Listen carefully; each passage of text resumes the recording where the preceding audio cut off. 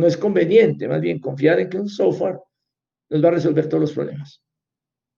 Y se han vuelto de alguna manera un peligro.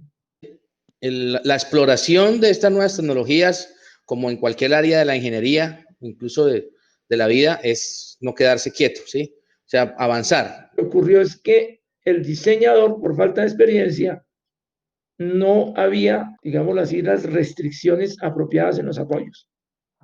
Lo había olvidado. Sin embargo, en la toma de decisiones teníamos dos posiciones totalmente encontradas en qué hacer con los mismos resultados que nos estaba Importante eso que dejando está el software. diciendo. Entre otras cosas, en esa época, por ejemplo, para cerrar una celda, armar un cuadro, las horizontales eran con guiones. Una cosa es aprender a manejar el software y otra cosa es saber cómo se hace el cálculo de consecuencias, ¿sí? Pero si se cometía un error en la parte de manejo de unidades, la simulación se convertía en como en 8 horas de simulación.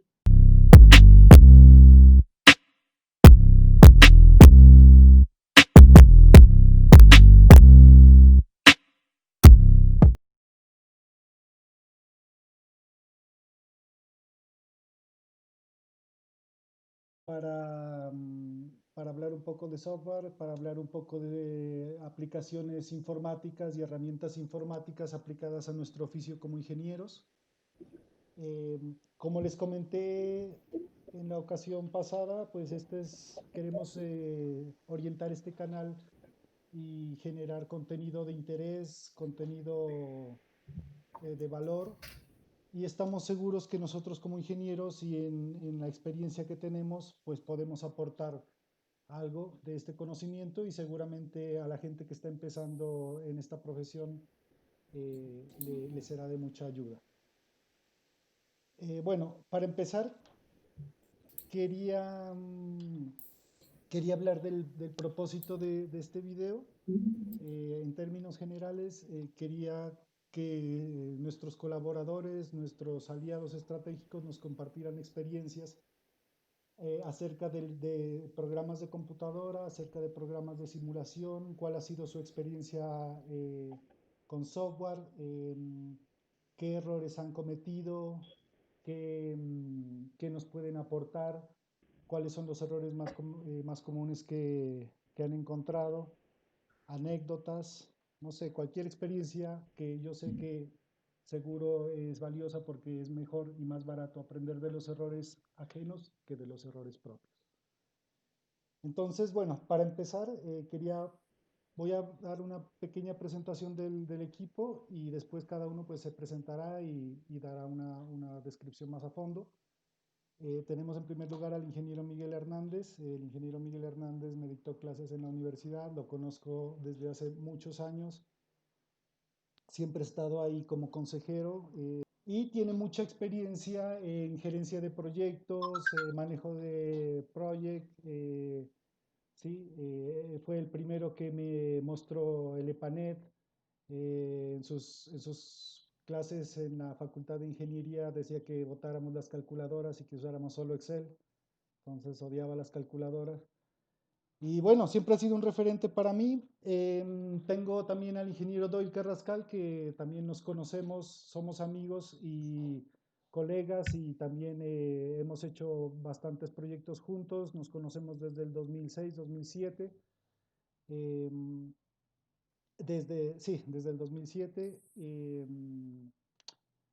Y también tiene mucha experiencia en software de riesgo, modelamiento de incendios, modelamiento de consecuencias y CFDs. Bueno, ahorita nos comenta más.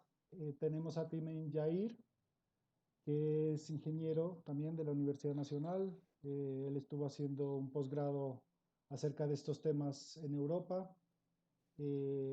Con él estamos ya desarrollando nuestro propio software dentro de la compañía. Más tarde nos hablará un poco más de eso. Y él tiene mucha experiencia en simulación y últimamente pues ha tenido mucha experiencia en programación, entonces él seguramente tendrá muchos aportes aquí para la charla. Tenemos a Tomás Rodríguez, que es también mi socio y colega. Él tiene también mucha experiencia en simulaciones de todo tipo. Últimamente está haciendo muchos cálculos de golpe de ariete y veo que él está muy interesado en este tipo de temas, entonces, y nos puede aportar muchas cosas, entonces por eso lo invité. Y tenemos a Darwin Bayona, que es un compañero de nuestra empresa que está trabajando en el Departamento de Innovación y Desarrollo. Ha trabajado últimamente en software de CFD y ha trabajado bastante en FDS. Es la persona que tenemos encargada para atacar los temas de simulaciones de incendio con esta herramienta informática. Queremos empezar a hacer diseño por desempeño, y pues para hacer diseño por desempeño es necesario e indispensable que tengamos el dominio de estas herramientas. Bueno, yo creo que empecemos. Démosle paso al ingeniero Miguel. Le voy a resumir mi vida profesional pues en dos grandes campos. Pues soy ingeniero mecánico de la Nacional, ya cercano a los 40 años. Cuando todavía no se hablaba de emprendimiento, porque es una palabra, una expresión nueva, yo tomé la decisión de no ser empleado y fundé una empresa. Con el tiempo creció, después pues nos vinculamos a la industria petrolera como contratistas de Ecopetrol, básicamente. Hicimos pues trabajos bien significativos a nivel nacional, y allí estuve hasta 1994. Después me vinculé a otra organización de consultoría en el tema de interventorías y estudios y diseños. Pero paralelo a esto, toda la vida he sido la cátedra universitaria. Entonces comencé siendo profesor de algunas universidades privadas en Bogotá, y en el año 93 estuve como docente de planta a la Universidad Nacional. Estaba vinculado por tiempo parcial. Allí duré casi 22 años, hasta el 2014. Pensioné como docente, sigo trabajando. Me dediqué en los últimos 20 años a la gerencia de proyectos como una manera de aportar un poco más de conocimiento desde la administración a las empresas colombianas. Y entonces vengo haciendo consultoría en el área de lo que se conoce con el nombre de gerencia de proyectos. Estudié en la madurez, hice una especialización hace unos 15 años en eso, en gerencia de proyectos, después un magíster en creación y dirección de empresa, manager profesional. Y pues con todo esto y mis intereses particulares alrededor precisamente de todo esto del software y de la actividad profesional con este apoyo, estamos todavía pues trabajando y bueno, pendientes de que este tipo de actividades, de iniciativas, de nuevos emprendimientos puedan salir adelante con mi modesto aporte. Gracias. Bueno, mi nombre es Doyle Carrascal, yo soy egresado de Ingeniería de Producción de la Universidad de La Paz. Tuve la suerte y la fortuna de, por un azar de la vida, terminar haciendo una tesis para la implementación de un software fast. Eso me permitió de entrada ser usuario. O sea, yo no he sido nunca desarrollador de software. He sido usuario de varios software para cálculo de consecuencias, en los que puedo contar una licencia de software que tengo que llama Scri, de una empresa mexicana. Fuimos la primera empresa pequeña en Colombia en adquirir FAS. En ese tiempo la inversión fue como de $25,000. Y ahora somos la primera empresa pequeña en adquirir FARRIS. Ese tipo de software permite, o sea, facilita mucho los cálculos. De todas formas, el marco matemático sigue siendo el mismo de hace 40 años. ¿Okay? Mi experiencia gruesa está en la industria petrolera, pero también he hecho mucho trabajo para la industria química. El cálculo de zonas mortales por fugas tóxicas. Ya he trabajado incluso para empresas en México, en Perú y en Ecuador. Y pues interesante participar en este tipo de paneles porque uno puede exponer su experiencia. Miguel, sigue siendo igual de difícil hacer empresa, ¿sí? De pronto, como en ese tiempo no había ese concepto, pero es igual. El apoyo a la microempresa es cero. Bueno, tengo una doble maestría, ¿no? Una en gestión del riesgo de la Universidad de Valencia y una en energías renovables de la Universidad de Barcelona. Bueno, aquí qué bien. cabe señalar que dos cosas, ¿no? Que el ingeniero Miguel es autor de 2 libros orientados al manejo de proyectos, aplicado a la gerencia de proyectos, y Doyle está en representación de de una empresa aliada que es ARTGIR, que trabaja desde Barranca Bermeja, pero atiende a todo el país, y hemos sido aliados prácticamente desde que comenzó la compañía. Bueno, continuamos. Jair. Bueno, gracias Silvio por la invitación a la reunión. Entonces me presento, mi nombre es Jair Tautiva, yo soy ingeniero mecánico de la Universidad Nacional. He trabajado en el área de diseño de maquinaria, básicamente en la parte con diseño de software, diseño de maquinaria con software CAD. Posteriormente trabajé en el área de administración de proyectos, más específicamente en el control de costos y presupuestos para proyectos para maquinaria de minería. La siguiente experiencia que tuve fue en el sector de petróleos.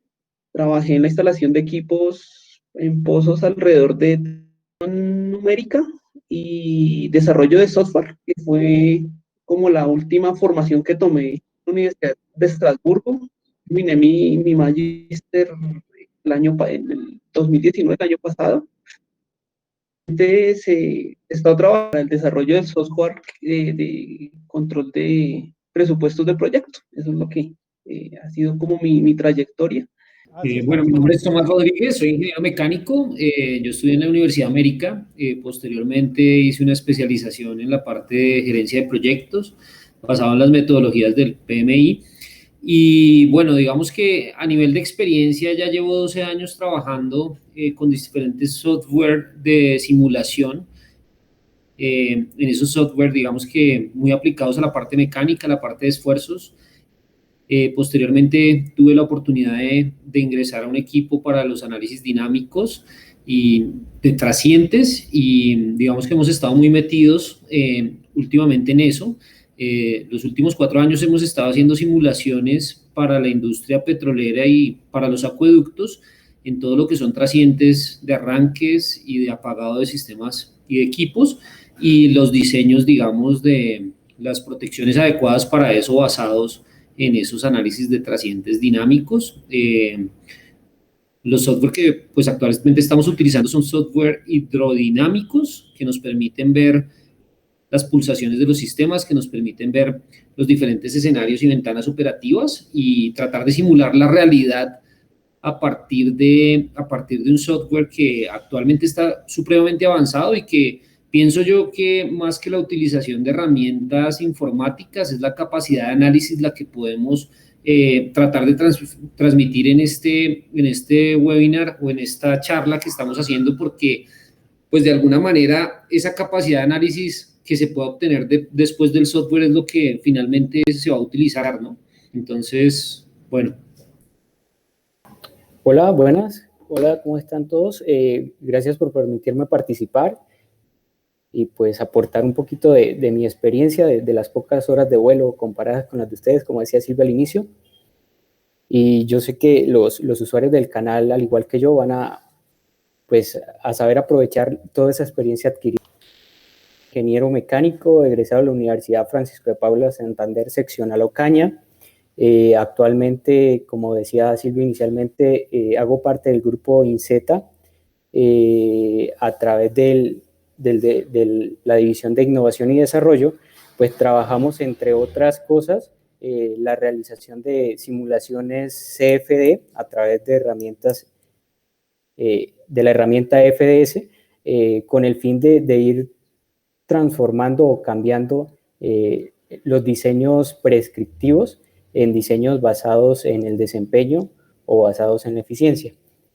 Entonces, pues nada, agradecido por permitirme participar, y yo sé que al igual que a mí, a ustedes también les va a ser de mucha utilidad la experiencia de esto. Antes de empezar con el debate, con los aportes de los participantes, voy a dar una breve introducción al tema y para que todos los que están viendo el video se contextualicen, ¿no? Resulta que, pues ahora nosotros como ingenieros tenemos las bases, en la academia nos enseñan las bases, pero realmente uno no se va a poner a hacer en la vida real, en el labor de ingeniería, uno no se va a poner a hacer cálculo hidráulico o el cálculo de térmico a mano, porque eso quemaría mucho tiempo y cuando uno se equivoca, hacer el retrabajo es muy complicado. Entonces, lo que pasa en la vida real es que uno tiene que conocer el concepto y después saber manejar un software y aplicar el software que más se adapte.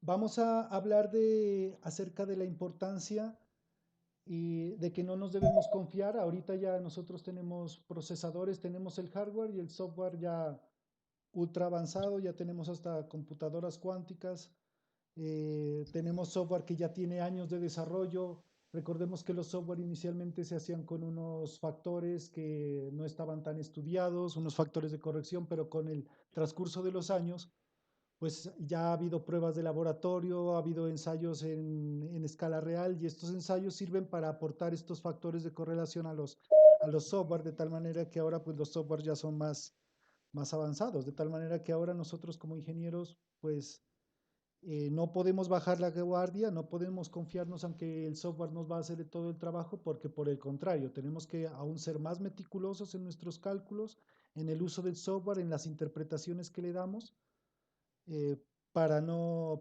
ir a caer en errores costosos y hasta fatales.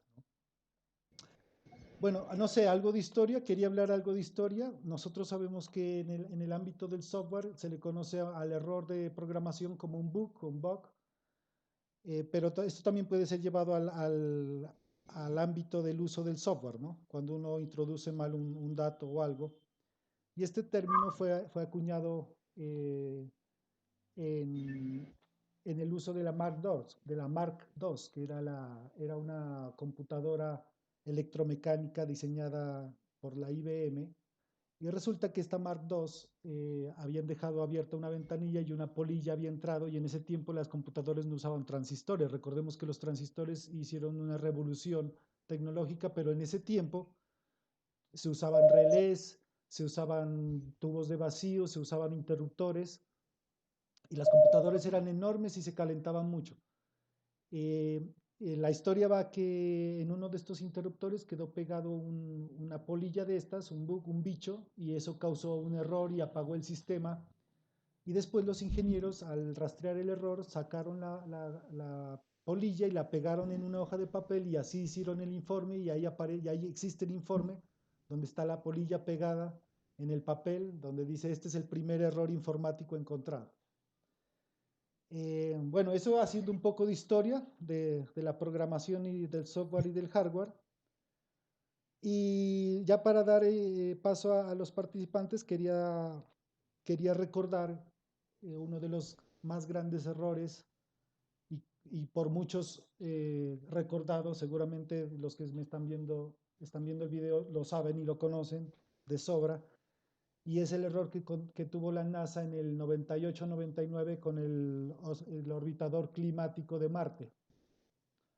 Porque este orbitador fue lanzado en diciembre del 98, y se perdió, se quemó entrando a la órbita de Marte el 23 de septiembre del 99.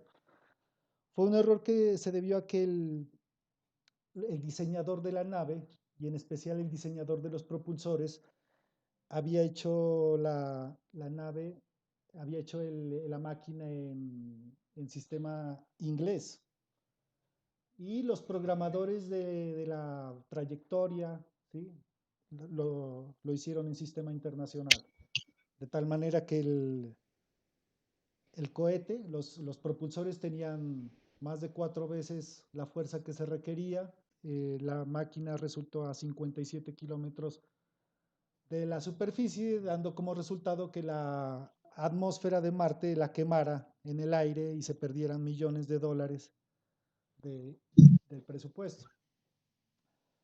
Esto es como una apertura para un error típico que uno tiene, que como ingeniero uno no puede pasar, y es el manejo de las unidades. Uno antes que nada, antes que saber un cálculo, tiene que saber el manejo de las unidades, tiene que saber convertir unidades, y antes que aprender a manejar un software y aprender a programar. Bueno, no sé, vamos a darle paso al ingeniero Miguel para que nos dé un aporte, y así vamos a tener un tiempo límite de alrededor de 5 o 6 minutos para que el video no se nos haga tan largo. Bueno, gracias, Silvio. Comencé a estudiar en el año de 1973 la carrera de ingeniería mecánica. En esa época no se hablaba de computadores. Un compañero con una calculadora de 4 operaciones que nos deslumbró. Solo para que se den cuenta desde dónde comencé. Es decir, viví todo el cambio.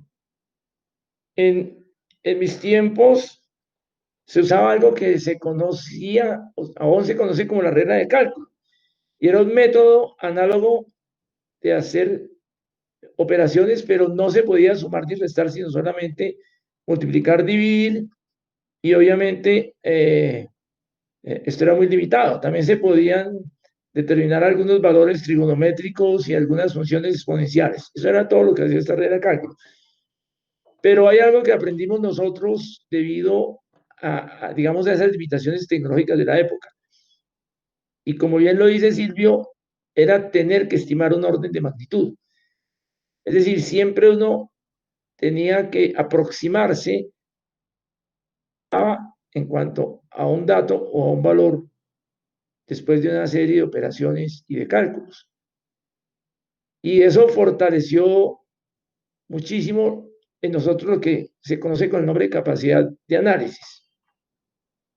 Para mí los software así han adquirido un enorme grado de complejidad y prácticamente simulen el mundo, siguen siendo herramientas, es decir, siguen siendo, entre comillas, y el conocimiento sigue estando en las personas, es decir, en los profesionales, y no es fácil confiar en que, o no es conveniente, más bien confiar en que un software nos va a resolver todos los problemas.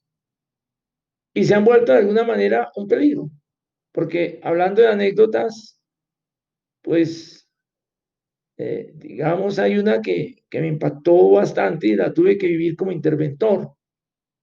En algún momento en la refinería de Barrancas estaba construyendo unas ampliaciones eléctricas, y dentro de ellos había una nueva subestación que requería un nuevo edificio que se planeó en estructura de concreto. También se quería que fuera un área libre de columnas para poder disponer con total flexibilidad los equipos en un segundo piso. Y entonces el contratista abocó el rediseño y se apoyó experto en estructuras de edificios de vivienda, no en estructuras industriales. Y resulta que al presentarle el diseño a la interventoría que la tenía mi compañía, pues se percibía que esos diseños no cumplían. No recuerdo el nombre, pero la ingeniera que trabajaba con nosotros hizo del orden de 14 comunicaciones al contratista diciéndole que no le recibía los diseños.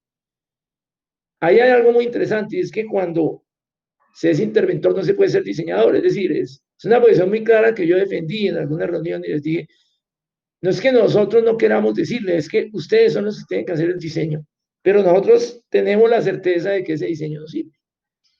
Finalmente, Ecopetrol, llamémoslo así, o los representantes de Ecopetrol, como que se cansaron de la discusión, y en un acto o un esfuerzo por liberar el tema y poder avanzar en el proyecto, le dieron al contratista, bueno, construya. Nosotros afortunadamente dijimos, bueno, Si el cliente dice que se construye, pues que se construya. El epílogo es que esta estructura se cayó incluso en una fase en donde todavía estaba sustentada con formaletas y con parales. Se vino al suelo. Afortunadamente, no hubo víctimas. Esto fue por allá en el año 99 o 2000, no lo recuerdo muy bien. Y traigo esa colación porque cuando se hicieron los análisis por parte nuestra y ante pues los requerimientos de Ecopetrol alrededor del resultado, pues la interventoría, como ustedes saben muy bien, era solidariamente responsable de esto y nosotros pues estábamos muy preocupados por la situación. Conseguimos una asesoría, o no conseguimos, en la Universidad Nacional hay muchas, como en cualquier universidad, hay solidaridad entre los profesionales y recuerdo que el profesor Palomino, una autoridad en estructuras, nos acompañó en este proceso y nos elaboró un estudio en donde lo que ocurrió es que el diseñador, por falta de experiencia, no había, digámoslo así, las restricciones apropiadas en los apoyos. Lo había olvidado. Y esta estructura se había desarrollado con este software muy conocido en estructuras que se llama el CAP. Y entonces, esta experiencia refuerza lo que yo les digo. Hay que tener un orden de magnitud y hay que tener una capacidad de descubrir si el software está haciendo una de las cosas. Lo que yo les recomiendo a mis estudiantes, y en general, no solo a mis estudiantes, sino cuando yo trabajo, tomo un ejemplo de la vida real ya, digamos, calculado, desarrollado, y lo pruebo en el software. De alguna manera comparo esos resultados con lo que me esté dando esa aplicación y eso me da un grado de tranquilidad de decir, eso está dando lo esperado. Eso, ya que Silvio lo menciona, con el EPANEL, cuando hice algunos diseños hidráulicos muy sencillos, cuando no es mi especialidad técnica, porque como les digo, yo me he dedicado a la gerencia de proyectos, pero en general lo aplico en todo. Entonces, cualquier software sigue siendo, entre comillas, una muy buena regla de cálculo, pero los que tenemos el conocimiento somos los profesionales y somos los que tenemos que saberla aplicar. Entonces, eso sería lo que tendría que aportar alrededor de esto. Bueno, listo. Bueno, entonces, mi experiencia con software o con herramientas de software arrancó desde el momento en que inicié con la tesis, ¿sí? Entonces, fue una condición muy particular, porque Ecopetrol hace varios años tenía ya un software para modelar consecuencias, pero solamente lo manejaba alguien en el ICP, porque el personal de Ecopetrol decía que era muy difícil de manejar porque el software no correlacionaba bien las variables y tenía un poco de errores, entonces creían que el tema era que el software era demasiado complejo, ¿sí? Ahí arranqué yo. Entonces, de un grupo de 50 estudiantes que fueron seleccionados en la universidad para hacer una tesis con Ecopetrol, yo me fui a buscar otra alternativa y cuando regresé quedaba esa tesis nada más. O sea, si quería hacer la tesis era esa o no más. Y el nombre pues no era muy atractivo porque era implementación del software FAS en las instalaciones de Ecopetrol, pero nadie sabía qué era el software ni para qué servía. Entonces, bueno, lo hice. Tuve la fortuna de que el tutor de la tesis era Olme Burbano. Tenía una experiencia ya casi en ese momento, como de unos 20 años en la parte contra incendio, y él había participado en lo que fue la normativización, por llamarlo así, de la de Ecopetrol, o sea, incluir las normas en FPA y hacer la ingeniería de otra forma, después de un incendio que se dio, si no estoy mal, en Isla 6, donde una bomba se incendió y quemó toda la planta en Cantagallo, ¿sí? En el desarrollo de la tesis, ya como experiencia como tal, ¿qué sucedió? Que era que el software tenía un problema en la instalación y no era un problema pequeño, era un problema serio. O sea, instalar, no, cuando uno instalaba el software, tenía una llave de puerto paralelo y empezaba a modelar, entonces, por decir cualquier cosa, colocaba uno, vamos a hacer una fuga de octano y le ponemos 50 grados de temperatura y 100 libras de presión y le daba a correr. Entonces, el software no botaba ningún resultado y decía presión por encima de la presión crítica, temperatura por encima de la temperatura crítica. Entonces uno iba a las tablas de termodinámicas y buscaba el punto crítico del octano y eso no está en 50 grados centígrados ni en 100 libras de presión. Entonces yo me di cuenta que había un problema con el software. Sin yo haber manejado nunca más que el Excel ni el Word, solamente había manejado Office, no había manejado ningún otro tipo de software. Pero entendiendo lo que era presión crítica, la temperatura crítica, y empecé a tener una charla que duró, la instalación del software me tomó mes y medio. Casi 2 meses. Entonces yo le hacía una pregunta a DNB y DNB la respondía. Y fuimos de para atrás, hasta que mi computador quedó sin nada, solamente con el FAS. Y al último, cuando ya quité el cortafuegos y quité el antivirus, el software se dejó instalar. Y logré hacer la primera modelación, que fue una modelación de una fuga de cloro, que es el logo que tiene nuestra empresa. Es una pluma, le llamo porque parece la pluma de un pavo real. Resolví el problema fundamental, que era la instalación del software, e hice un manual para la instalación de esa versión del software. Fue un problema crítico. Entonces, todos los funcionarios de Ecopetrol tenían, el problema era con la instalación. Entonces, yo al principio me dediqué a hacer un resumen de 10 hojas de cómo se debía instalar el software. Lo hice con la ayuda de Heldex, de 2 ingenieros que estaban prestando soporte. Listo. Instalado eso, ya la tesis se fue sola, porque yo ya había conseguido mucha información, Olmes me prestó otra información, me reuní con gente en la refinería, con Ana María Betancourt, que era como la persona más avesada en el tema en ese momento, y ya. ¿Listo? Sucedió una anécdota con unos ingenieros de alto perfil de la Exxon hace poco. Yo hice un modelo de software y resulta que el incendio de un tanque me daba que la radiación no tocaba el tanque siguiente, un tanque grande. Creo que el diámetro era de unos 50 metros. Y ellos tenían un modelo de software también hecho con Epanet, con Aloha, donde daba que si el tanque se incendiaba, tocaba refrigerar toda la estación. Entonces yo ya había pasado por ese problema con el Aloha. Entonces yo le dije al hombre que entrara a la Aloha y modificara la fracción radiada. Radiada por default de la Aloha de 40%. Y no es automática la corrección. En cambio, FAST la corrige automáticamente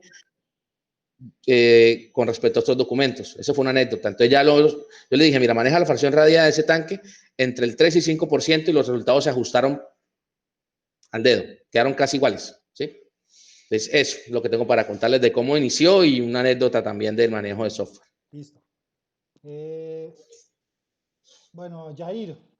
Alrededor de hace unos ya, no sé, unos 10, 12 años, como unos 10 años tal vez, me fue asignado el control o me pusieron a cargo de un departamento de control de costos y los costos los llevaban, o sea, no los llevaban, mejor dicho, teniendo herramientas, bueno, de administración de inventarios, los precios, los costos no los llevaban de manera adecuada. Y pues adicionalmente a eso,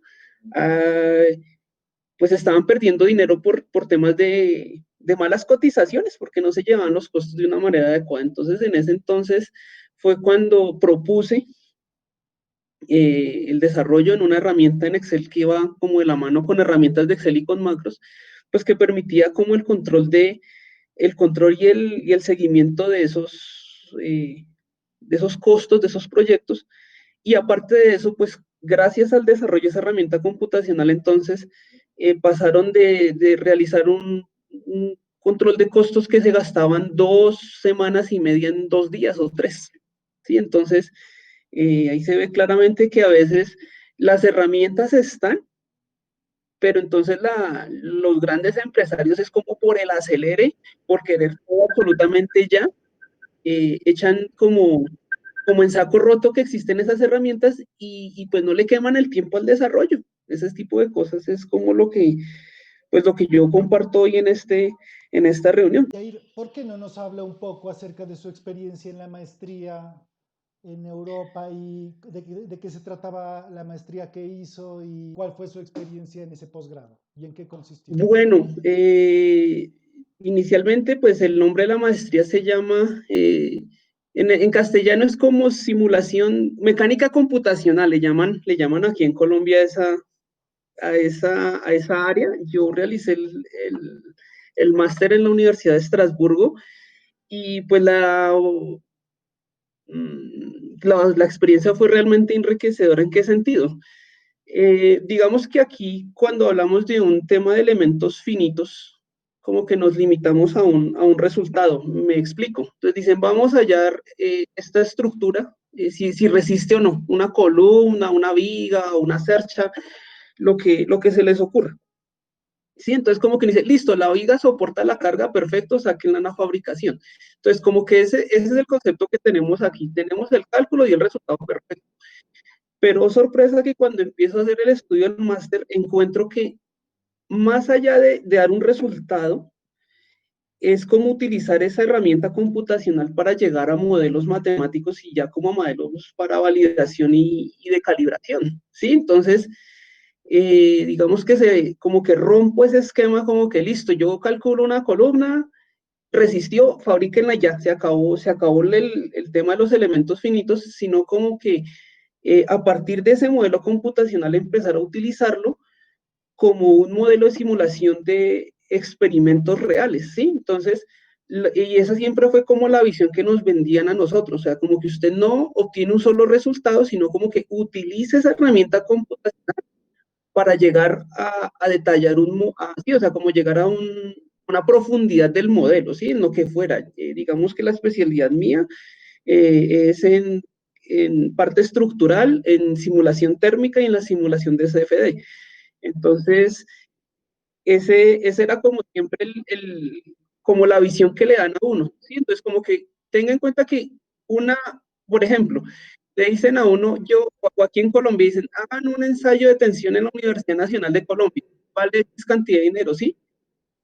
Esa misma experiencia, con esa misma información computacional y con esa parte computacional, repetir ese mismo modelo validado, y ya no tiene uno que pagar todo lo que implica un servicio de experimental en físico, sino es experimental computacional, teniendo en cuenta que pues obviamente eso lleva un proceso de validación y que mire que lo que decía el profesor Miguel hace unos instantes, ¿no?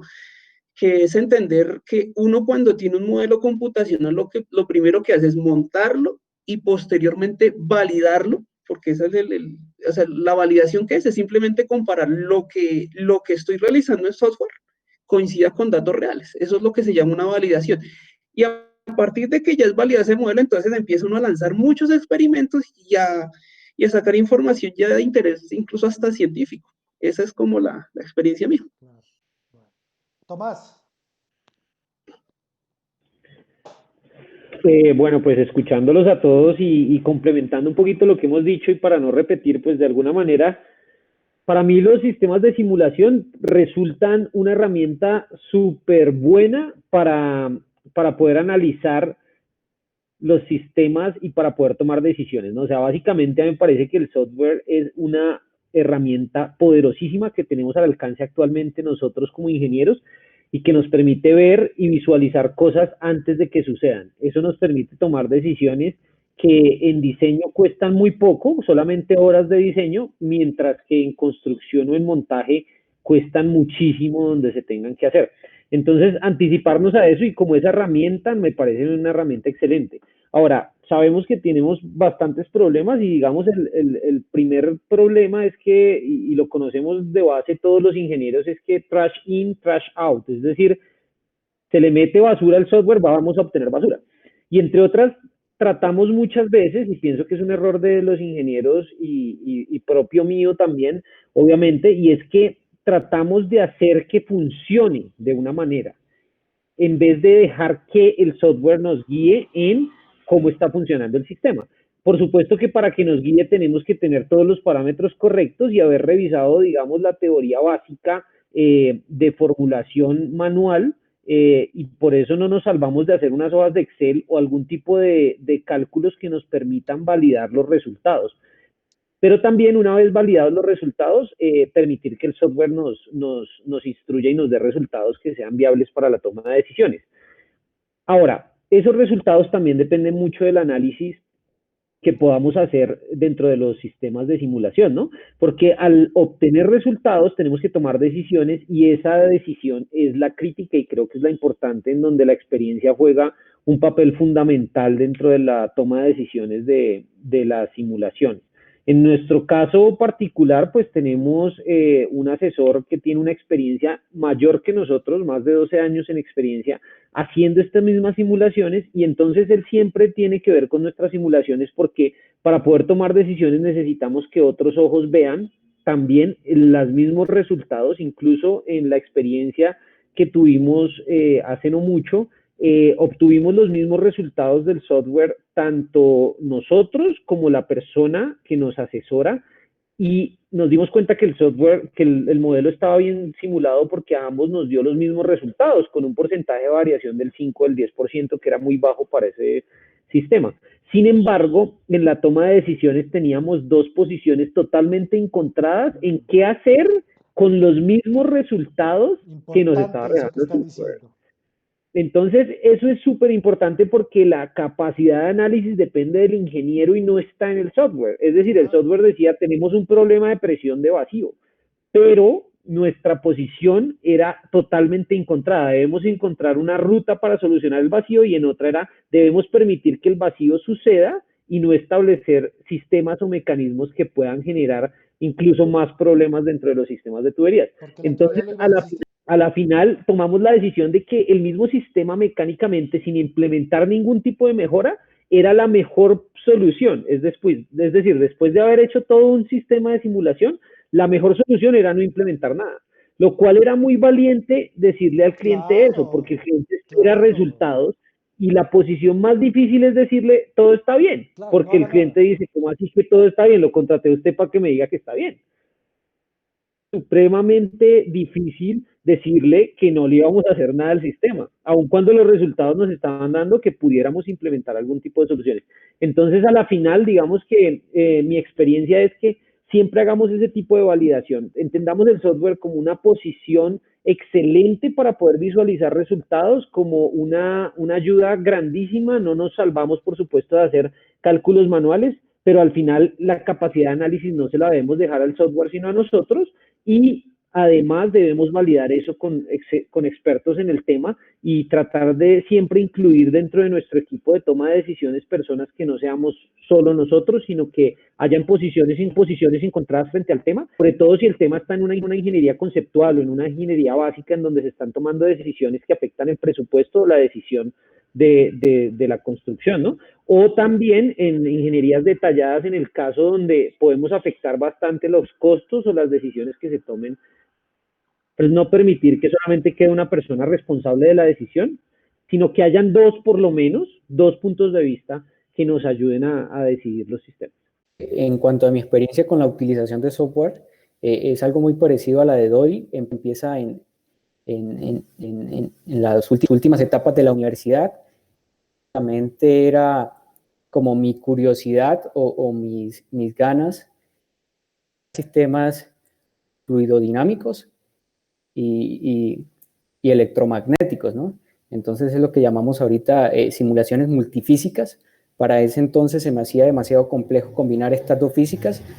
Ahora sé que pues, van en constante desarrollo estos software, y cada vez es más posible realizar este tipo de simulaciones multifísicas.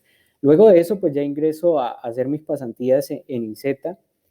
Ahí tengo la oportunidad de iniciar con simulaciones hidráulicas, y luego de ello empezamos a introducir FDS. Y en la introducción de FDS, recuerdo lo que decía Jair y lo que decía el ingeniero Miguel, y es que nosotros también empezamos igual que ellos. Primero, pues a conocer de qué se trata el software, pues más adelante les el software, porque no es un software muy familiar. Entonces empezamos a conocer qué es el software, la interfaz, cómo se montan los modelos, pero además de eso empezamos a tomar experimentos reales, pues no hacíamos los experimentos como tal, sino que tomábamos la documentación de experimentos reales, montábamos esos modelos y verificábamos los datos que obteníamos con el software con esos experimentos documentados. Luego de ello, pues ahí sí empezábamos a verificar nuestras ingenierías basadas en la prescripción mediante la utilización de este software.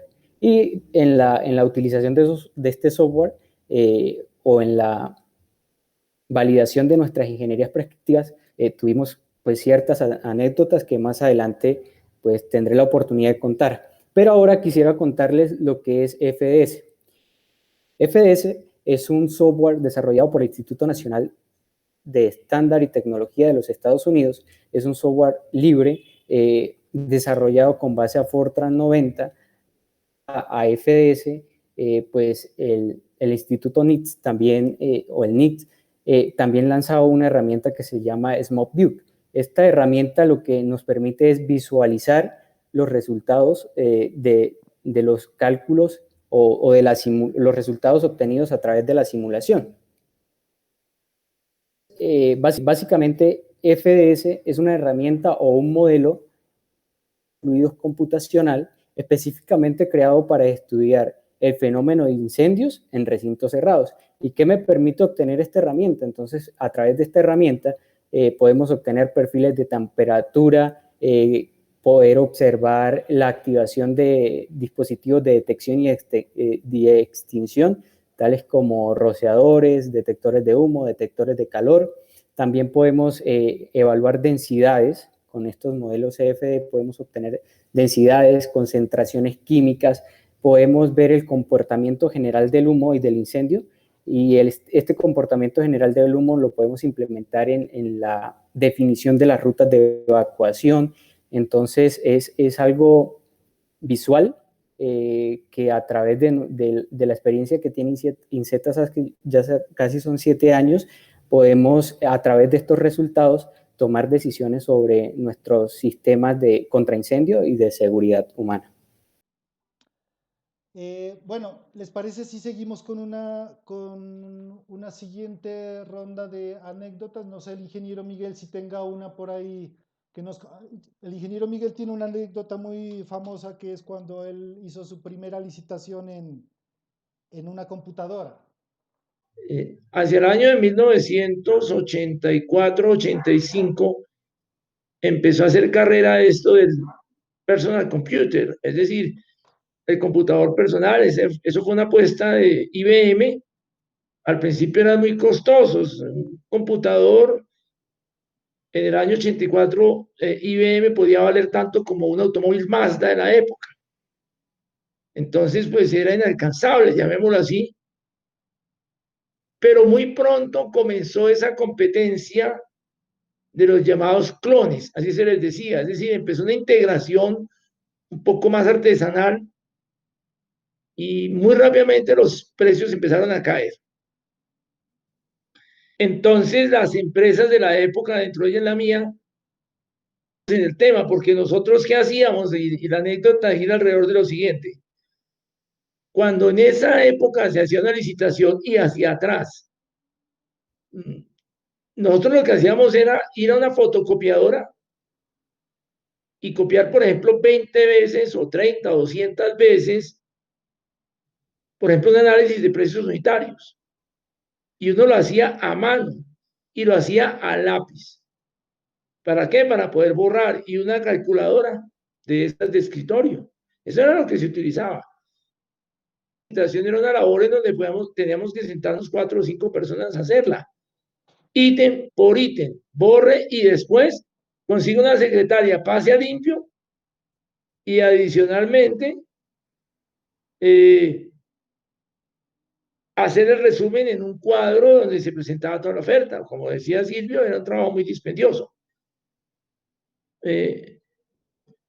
Estando en esas labores, en esas jornadas, se apareció alguien ofreciéndonos un computador Atari, marca Atari. Yo no sé si ustedes recuerdan, esa marca está más asociada a juegos. Eso Juegos, desapareció claro. finalmente.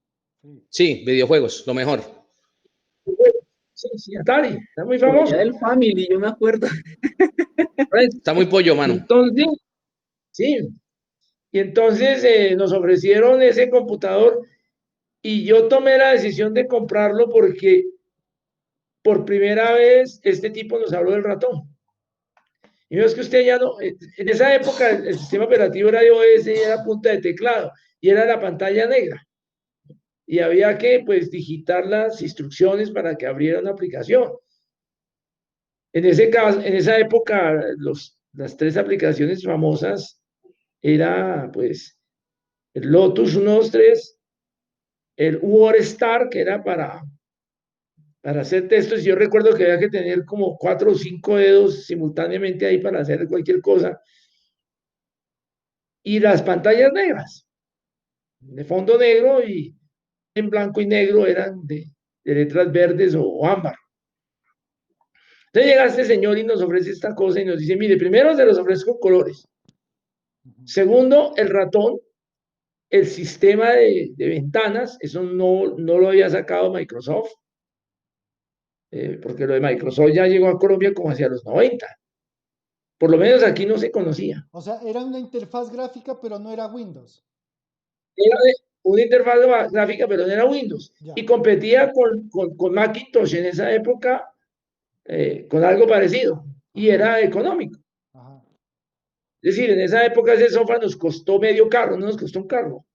Ese equipo, pero yo recuerdo, yo compré, mire, para que tenga un comparativo, más o menos en el 86, 87, recuerdo que compré un Daihatsu campero, usado obviamente, me costó 1.200.000 pesos.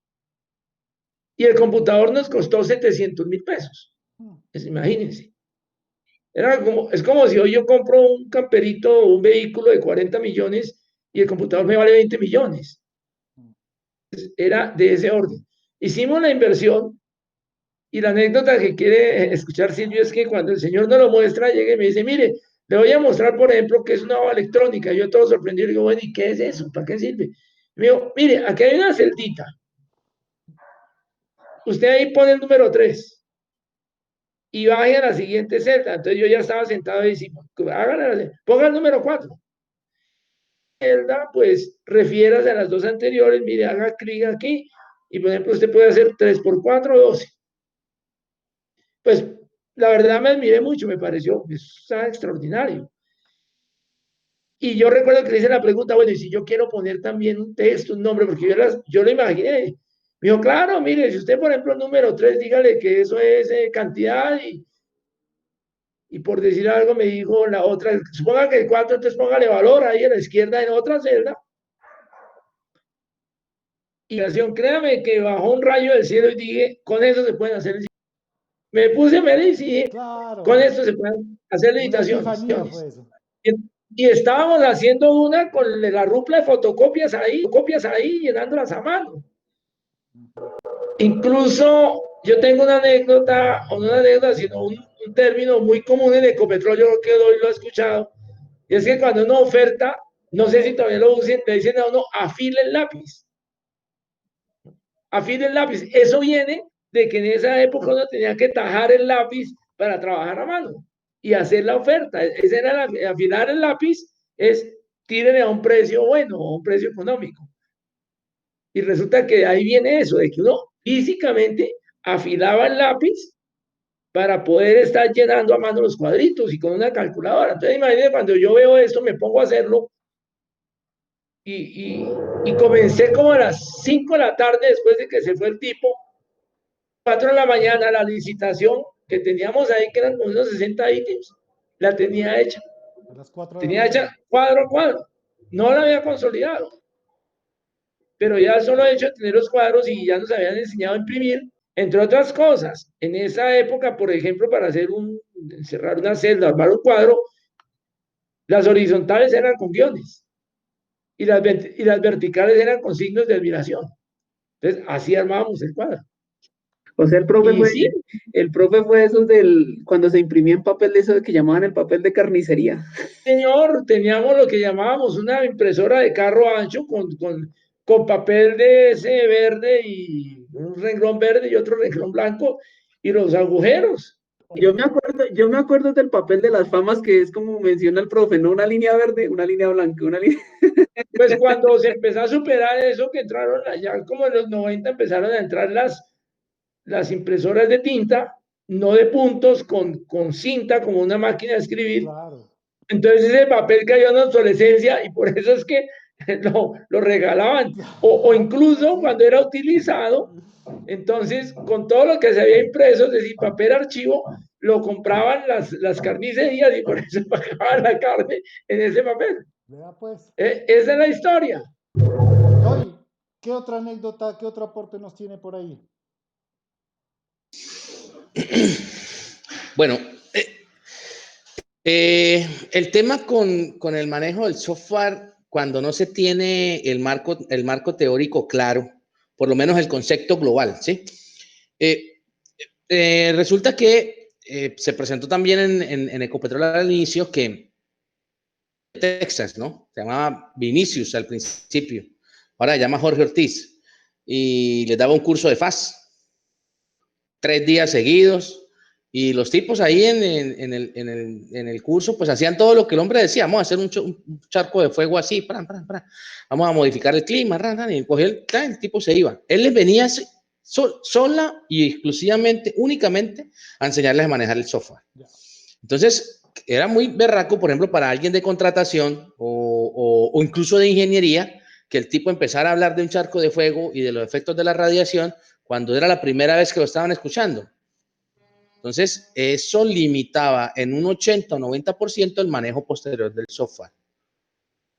Ese tipo de software es muy elemental, muy fácil de manejar. Requiere la introducción de muy poquitos datos, a diferencia de los software gratuitos. O sea, viene tabulado y no soy vendedor de FAS, ¿no? Para que no me vayan a confundir No.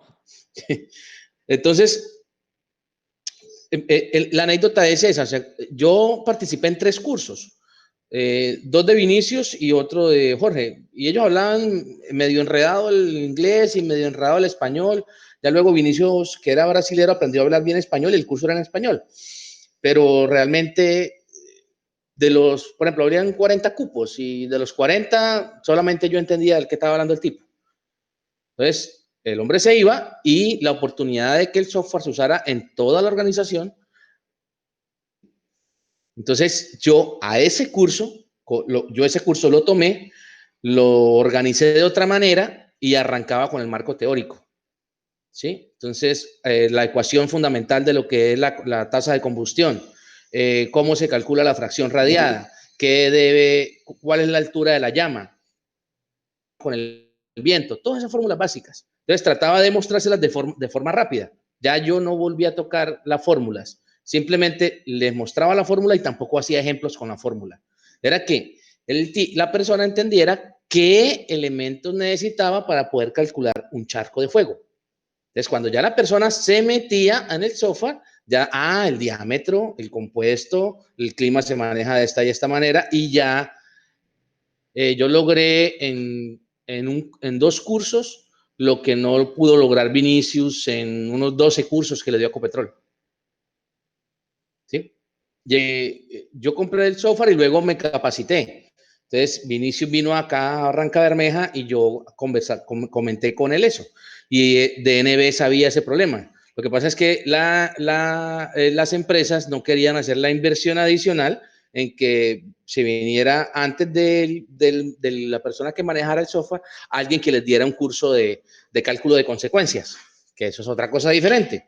Una cosa es aprender a manejar el software y otra cosa es saber cómo se hace el cálculo de consecuencias, ¿sí? Que eso tiene que ver con el libro amarillo del cálculo de efectos sobre las personas. ¿Sí?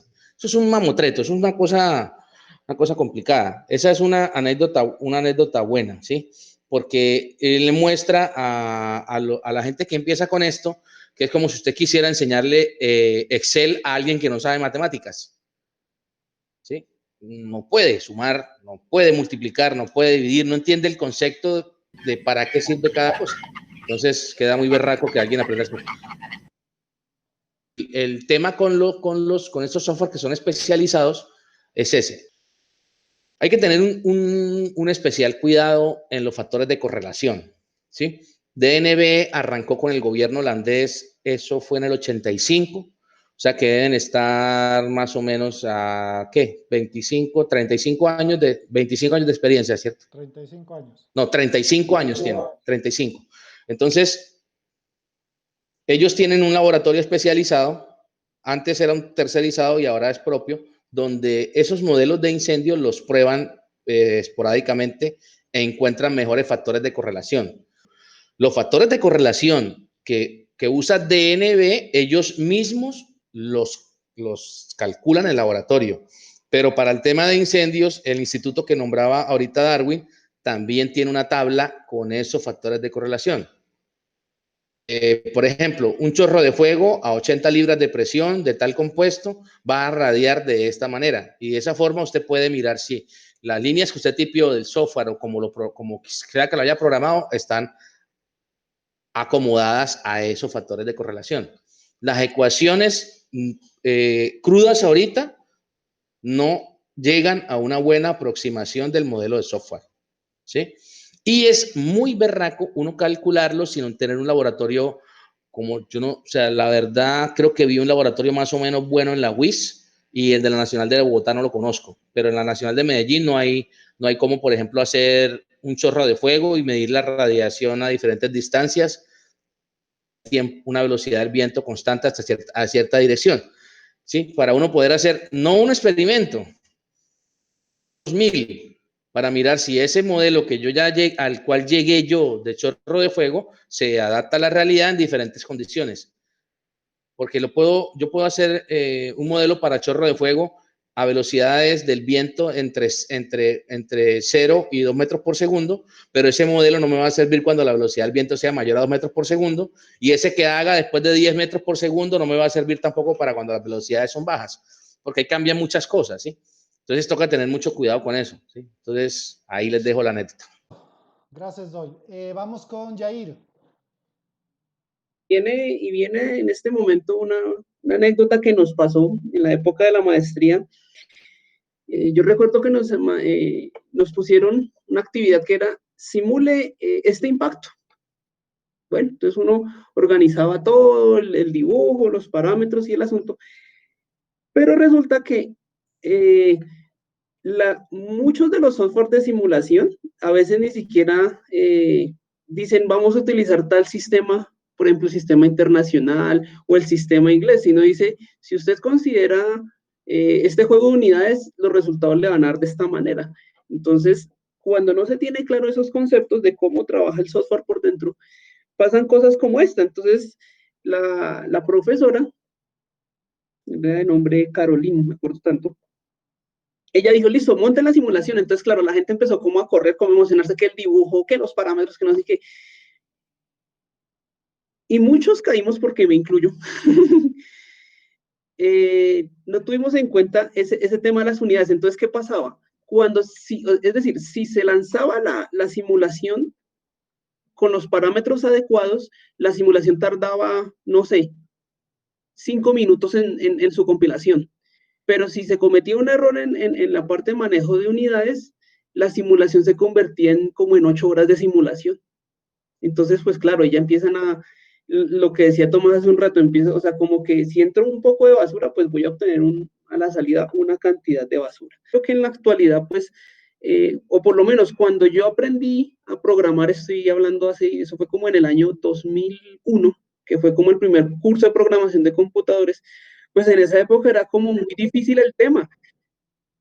Hoy en día pues se cuentan con muchos tutoriales e incluso plataformas que facilitan, o sea, que están como diseñadas para que no son ni siquiera profesionales en programación. Entonces, yo veo que esa es una de las grandes anécdotas que como que yo he visto también como que esa evolución que hace unos 20 años le decían, no, es que mire usted programar es algo que es difícil, algo que es, sí, o sea, que es una cosa que es como entre comillas imposible y hoy en día uno encuentra demasiado material pues que le permite hacer ese tipo pues, de actividades más rápido y más sencillo, ¿no?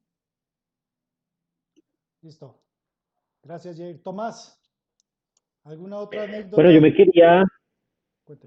sí, me quería unir a lo que estaba diciendo precisamente Jair, porque las simulaciones que nosotros hemos realizado han partido de cómo la interpretación de datos es importante para el ingeniero, ¿no? Entonces, de alguna manera, creo que el análisis de sensibilidad de algunos parámetros críticos del cálculo se vuelve la estrategia o la herramienta la mejor herramienta que tenemos para poder saber si el cálculo está arrojando datos, de compararlos con datos manuales, ¿no? Pero de alguna manera los datos manuales sabemos que no tienen algunos factores de seguridad, sabemos que las fórmulas pueden variar o incluso en el caso de la dinámica que se están utilizando ecuaciones matriciales o ecuaciones muy complejas que hacerlas manualmente pues casi que es imposible. Entonces, pienso que la sensibilidad es la herramienta correcta para la utilización del software. Entonces, variar parámetros como temperatura o parámetros límites como presiones o dependiendo de los análisis que estemos haciendo, variar un parámetro y solo un parámetro a la vez, porque esa es la otra, que uno varía parámetros a veces de todo el software, le cambia 3 cosas y entonces a la final no supo qué fue lo que le pasó al cálculo y qué fue lo que le dio unos resultados diferentes. Entonces, variar una sola variable a la vez, hacer un cambio de esa variable, mirar los resultados, si es posible extraerlos a Excel, si es posible graficarlos para poderlos entender, es la herramienta correcta y es la forma en que nosotros hemos asumido, digamos, la realización de esos cálculos y cómo nosotros hemos podido tomar buenas decisiones a partir de eso. De hecho, pienso que se vuelve algo complementario y hay que saber mostrárselo al cliente. No todo se muestra, no todas las pruebas se muestran, pero sí es bueno dejar un récord de todas las pruebas que se están haciendo y digamos, de las variables de la sensibilidad que se está haciendo o se está tocando, y luego graficárselas al cliente para mostrarle todo el trabajo que hay detrás de la simulación o de la toma de decisiones, pero no solo eso, sino que también el cliente pueda entender que la simulación ya ha sido aprobada de alguna manera. O sea, que se ha hecho unos pasos de sensibilización del modelo para entenderlo y para poder saber que los resultados son correctos, ¿no? Entonces, pues la invitación para mí es que como ingenieros siempre hagamos sensibilidad dentro de las variables y de esa manera podamos tomar mejores decisiones. Listo, gracias. Darwin. Ok, Silvio, como de una de las metidas de pata que hemos cometido fue a través de la implementación de FDS, ¿no? Y recuerdo una de nuestras primeras simulaciones fue una bodega de almacenamiento donde teníamos estantes donde se almacenaba producto terminado y nuestro objetivo a través de nuestra simulación o el diseño basado en la prescripción era verificar la activación de los rociadores. Y yo no creo que sea un error el que cometimos, sino una novatada mía o falta de experiencia al creer que la industria se parece mucho a la academia. ¿Por qué lo digo? Porque cuando yo fui a montar el modelo CFD, monté el modelo con todo y lujo de detalles. ¿Qué pasaba con esto? Que a la hora de ejecutar la simulación, el tiempo o los cálculos se extendían mucho, inclusive habían cálculos que duraban una semana, 4 días, el computador encendido día y noche. Entonces nos sentábamos a debatir qué era lo que estaba pasando y básicamente es eso, o sea, hay un punto en el que, como dicen ustedes, basado en el conocimiento técnico, tiene que tomar decisiones para simplificar el modelo. Entonces, con esas decisiones, yo lo que ahorro es tiempo, porque los tiempos en la industria son fundamentales, o sea, no tenemos un año, medio año como en la academia, sino que son cosas rápidas y al no tomar esa decisión de la simplificación, bueno, aparte de consumir muchos recursos computacionales, era otro problema en el que incurríamos, era el tiempo gastado o el tiempo que invertíamos en la creación del modelo, porque FDS no posee una interfaz gráfica. FDS, la configuración del modelo y la ejecución del mismo es mediante líneas de texto o comandos. Entonces me recordaba lo que decía el ingeniero Miguel, cómo era esto antes del uso del ratón, y así es FDS. Todo el modelo se configura a través de líneas de texto y entonces se imaginarán el trabajo que perdimos básicamente por no sentarnos un momentico a analizar la física y ver qué resultados eran concluyentes para nuestra simulación y de ese modo simplificar todo, ¿no? Entonces, básicamente esa era mi experiencia respecto a la utilización de software. Yo quisiera agregar algo a lo que está diciendo Darwin que me parece súper importante y es, ayer estaba viendo una metodología, digamos que las metodologías que nosotros seguimos normalmente en ingeniería son metodologías que aprendimos en la universidad, ¿no? De alguna manera hacemos una metodología que es secuencial y vamos llegando a algún tipo de resultado. Pero ayer estaba viendo una metodología que se llama el Scrum y es una metodología digamos que es como paralela a todo el tema del PMI, surge lo que se llama el Agile, y dentro del Agile hay muchas metodologías y entre esas se llama Scrum. Dentro de la metodología Scrum, digamos, la forma de abordar la ingeniería se puede aplicar de alguna manera y es que ellos hacen algo que se llama el modelo iterativo incremental. Entonces, necesito llegar a un carro. Tengo dos vías de metodologías iterativas o incrementales. La iterativa sería, hago una llanta, luego hago la otra, luego hago la otra, luego hago la estructura y lo voy entregando al cliente, pero al cliente no le sirve una llanta, no le sirve una estructura, no le sirve absolutamente nada que le pueda ir entregando y entonces a la final el cliente solamente hasta que tengo el carro ve el producto, ¿no? Y entonces eso puede tardar alrededor de 8, 12, 15 semanas dependiendo del producto o de lo que tengamos nosotros. Pero el cliente como actualmente necesita resultados rápidos y necesita tomar decisiones muy rápidas y normalmente es un cliente que vive con afán, de hecho creo que todos bajo el 2020 vivimos con afán y ese tema toca ver cómo manejarlo a nivel del cliente. Entonces, la metodología iterativa incremental, que sería ya como el complemento de no le entrego una llanta porque al man no le sirve, sino más bien le entrego una patineta, luego le entrego una bicicleta, luego le entrego una moto y por último le entrego el carro. Entonces el man le va sirviendo el producto de alguna manera para ir llevándolo hasta el producto que necesito, ¿no? Entonces es la forma en que pensamos también tiene que cambiar, que era lo que decía Darwin. De alguna manera los modelos más sencillos son los modelos más dicientes, son los modelos que permiten los mejores análisis, ¿no? Entonces es bueno reunirse con el cliente si es que es el caso, para tomar decisiones en conjunto, si es que es el caso, porque a veces el cliente no quiere tomar decisiones, sino quiere que uno le diga exactamente qué hacer y ya. Mal involucrarlos dentro del proceso de decisión, pero si es el caso, o si el cliente necesita productos rápidos, pues es bueno también tener modelos rápidos, ¿no? Modelos sencillos en donde los parámetros base, 5 parámetros donde se hagan corridas iniciales y se pueda saber a qué nos estamos enfrentando y posteriormente ir ajustando. Por supuesto que hay que tener mucho cuidado en lo que entregamos porque puede que el cliente se mate en la patineta, ¿no? Y entonces nunca pudo usar el carro. Entonces, pues hay que tener el cuidado y la experiencia y la sensibilidad que le entregamos, pero efectivamente es lo que dice Arwen es supremamente importante. O sea, hay que lograr hacer esto de una manera rápida porque no estamos en academia. Entonces, para los que nos están viendo, es importante que sepan, hay que establecer modelos lo más sencillo posibles y luego de ahí ir pasando a modelos más complejos. Les pido que cada uno nos dé unos pequeños tips ya para ir cerrando la actividad. Ingeniero Miguel. Lo principal para mí, y ya lo dije, es que el tip, digamos, el consejo,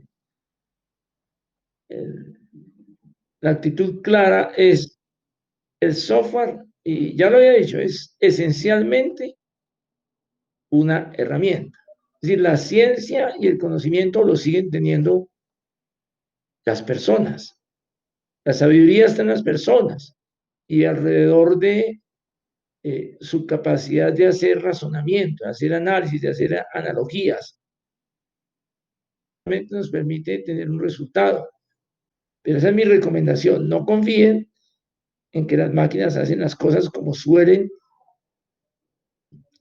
creerlo mucha gente. Ah, es que si usted lo hizo en Excel, ¿por qué le quedó mal? Pues porque digitó mal.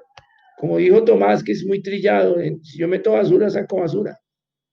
Entonces es nunca abandonar la idea general de que la sabiduría es nuestra y no de las máquinas. Para terminar, alguien decía, cuando estuvo muy de moda hace unos 20 años, eso de que la máquina le ganaba al campeón de ajedrez. Y hubo un campeonato, yo no lo recuerdo, yo no sé si Karpov o Kasparov. alguien, yo creo que más tiempo, 30 años atrás, que la máquina contra el mejor jugador de ajedrez del mundo. Y yo me permitía decir en esa época, mire, no es la máquina contra el mejor jugador del mundo, es el mejor jugador del mundo contra el resto del mundo que ha depositado todo su conocimiento en esa máquina. Claro.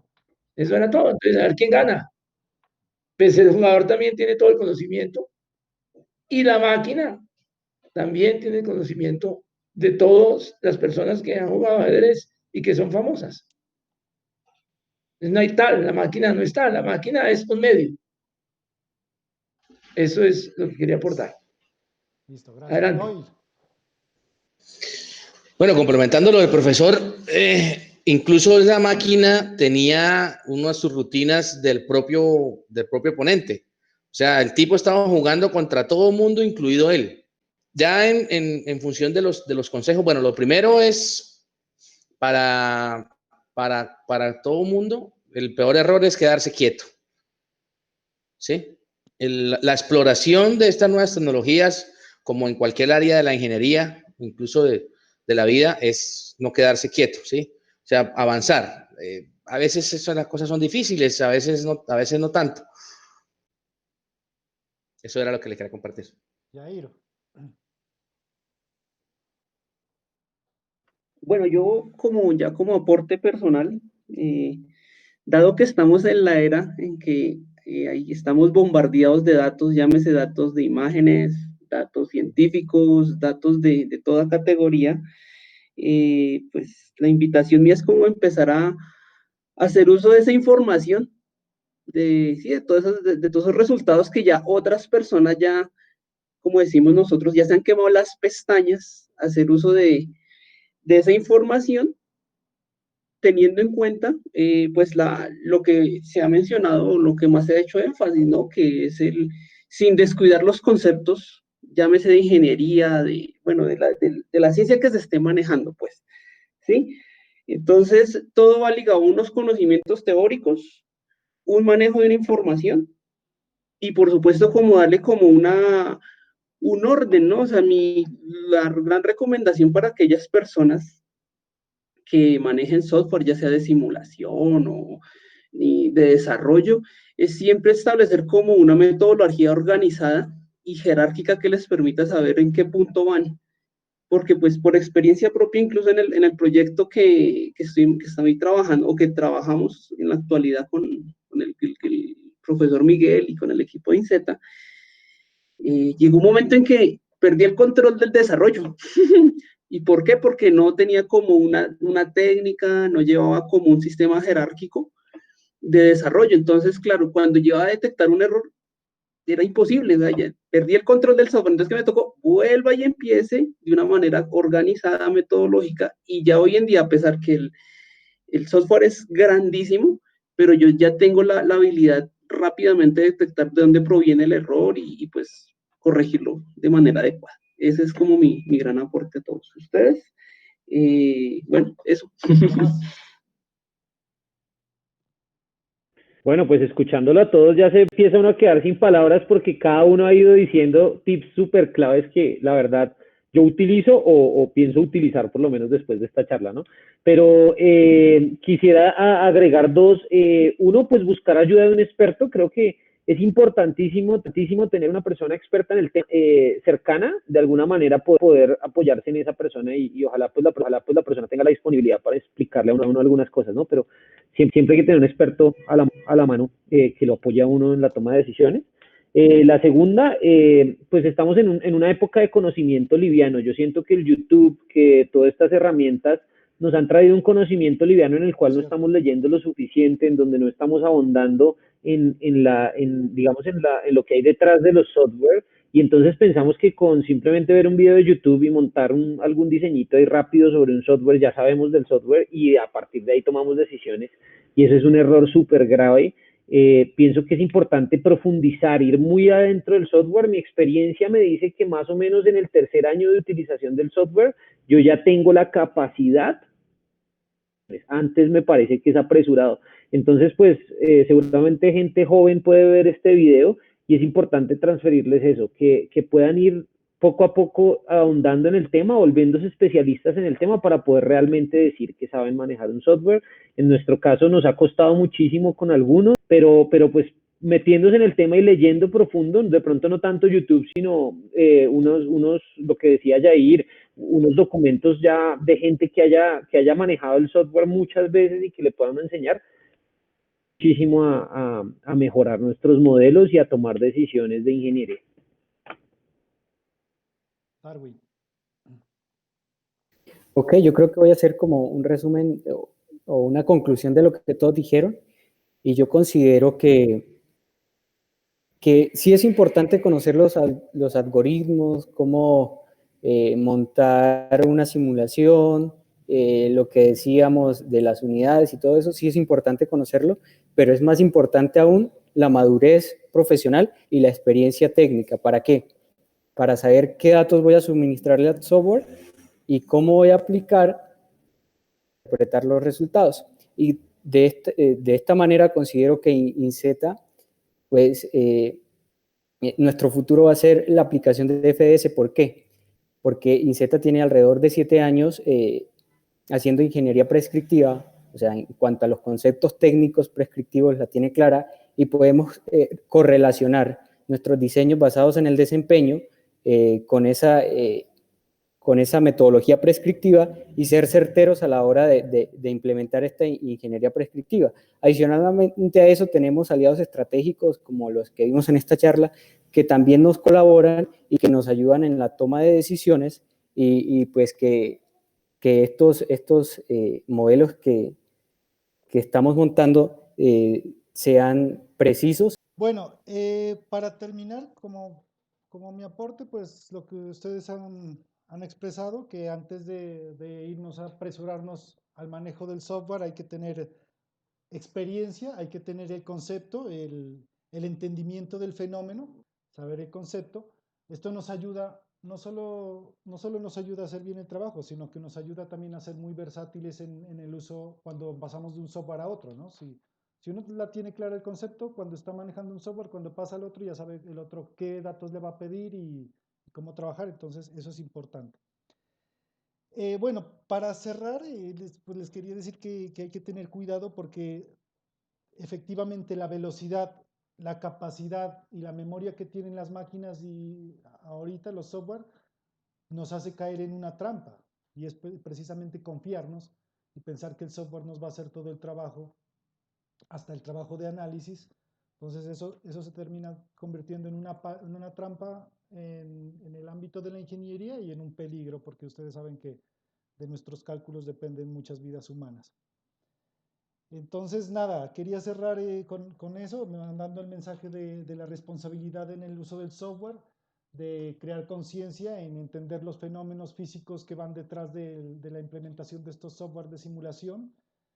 Y también pues quería aprovechar, quería aprovechar para contarles que nosotros en INZETA, pues como les comentó Darwin, ya estamos trabajando en implementación de simulaciones en FDS para implementar diseños por desempeño, que es el próximo paso.